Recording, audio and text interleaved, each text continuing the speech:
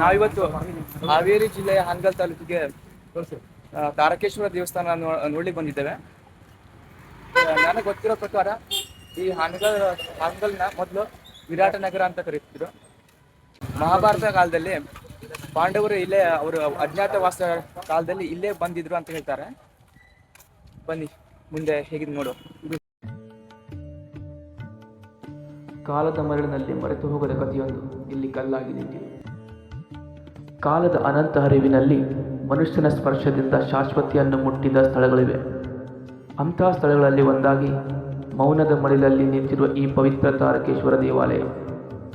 ಕಲ್ಲಿನೊಳಗೆ ಜೀವ ತುಂಬಿದ ಕಲೆಗಾರನ ಆತ್ಮ ಇನ್ನೂ ಉಸಿರಾಡುತ್ತದೆ. ಇಲ್ಲಿ ಕಾಲವು ಕೇವಲ ಹರಿಯುವುದಿಲ್ಲ, ಇಲ್ಲಿ ಕಾಲವೇ ತಂಗಿ ತನ್ನ ಕಥೆಯನ್ನು ಕಲ್ಲಿನಲ್ಲಿ ಕೆತ್ತಿಕೊಂಡಿದೆ. ಪ್ರವೇಶದ ದ್ವಾರವನ್ನು ದಾಟುವ ಕ್ಷಣ ಮನಸ್ಸು ಶಾಂತವಾಗುತ್ತದೆ. ದ್ವಾರದ ಅಲಂಕಾರದಲ್ಲಿ ಪ್ರತಿ ರೇಖೆಯು, ಪ್ರತಿ ಕುಂಚವೂ ಒಬ್ಬ ಶಿಲ್ಪಿಯ ಮನಸ್ಸಿನ ಸ್ಪರ್ಶವನ್ನು ಹೊತ್ತಿದೆ. ಅದರೊಳಗೆ ಹೆಜ್ಜೆ ಇಟ್ಟಾಗ ಬಾಹ್ಯಲೋಕದ ಗದ್ದಲ ನಿಧಾನವಾಗಿ ದೂರವಾಗುತ್ತದೆ ಮತ್ತು ಒಂದು ಆಂತರಿಕ ಪ್ರಯಾಣ ಪ್ರಾರಂಭವಾಗುತ್ತದೆ.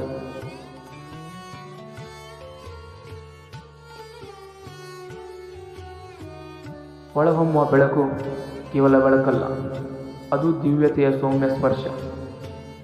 ಆ ಮೃದುವಾದ ಕಿರಣಗಳು ನೆಲದ ಮೇಲೆ ಬಿದ್ದಾಗ ಅವು ಮನಸ್ಸಿನ ಕತ್ತಲೆಯನ್ನು ನಿಧಾನವಾಗಿ ದೂರ ಮಾಡುತ್ತವೆ.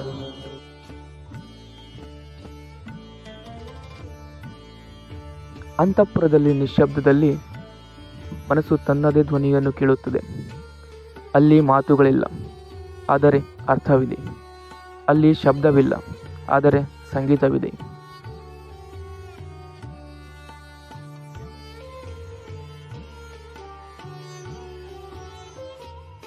ಲೇತ್ ತಂತ್ರದಲ್ಲಿ ರೂಪುಗೊಂಡ ಸ್ತಂಭಗಳು ಸಾಧಾರಣ ಕಲ್ಲಲ್ಲ. ಅವು ಕಾಲದ ಚಕ್ರದಂತೆ ಸುತ್ತಿಕೊಂಡು ಪ್ರತಿ ವೃತ್ತದಲ್ಲೂ ಒಂದು ಕಥೆಯನ್ನು ಹೊತ್ತಿದೆ. ಅವುಗಳನ್ನು ಸ್ಪರ್ಶಿಸಿದಾಗ ಶಿಲ್ಪಿಯ ಬೆರಳಿನ ನುಸುಳಾಟವನ್ನು ಅನುಭವಿಸುವಂತಿದೆ. ಸಭಾಮಂಟಪ 4 ದಿಕ್ಕುಗಳಿಗೂ ತೆರೆಯಲ್ಪಟ್ಟ ಆ ವಿಶಾಲ ವಿಸ್ತಾರ ನಕ್ಷತ್ರಾಕಾರದ ವಿನ್ಯಾಸದಲ್ಲಿ ಪ್ರಕಾಶಿಸುತ್ತಿದೆ.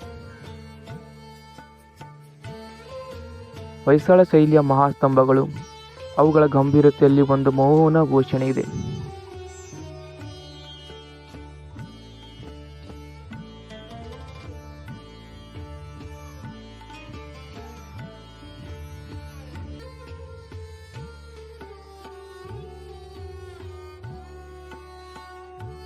ಕಲೆ ಶಾಶ್ವತ, ಭಕ್ತಿ ಅಮರ.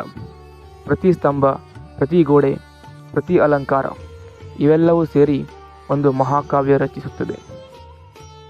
ಅದು ಓದುವುದಕ್ಕಲ್ಲ, ಅನುಭವಿಸುವುದಕ್ಕೆ.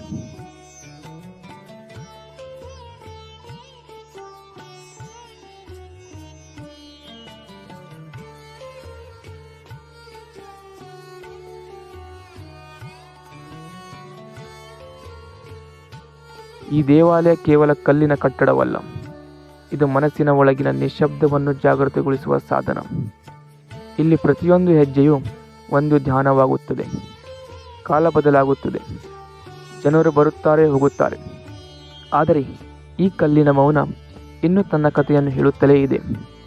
ಇಲ್ಲಿ ನಿಂತಾಗ ನಾವು ಕೇವಲ ನೋಡುತ್ತಿಲ್ಲ, ನಾವು ಕೇಳುತ್ತೇವೆ, ಅನುಭವಿಸುತ್ತೇವೆ ಮತ್ತು ನಮ್ಮೊಳಗಿನ ಒಂದು ಭಾಗವನ್ನು ಮತ್ತೆ ಕೊಂಡುಕೊಳ್ಳುತ್ತೇವೆ.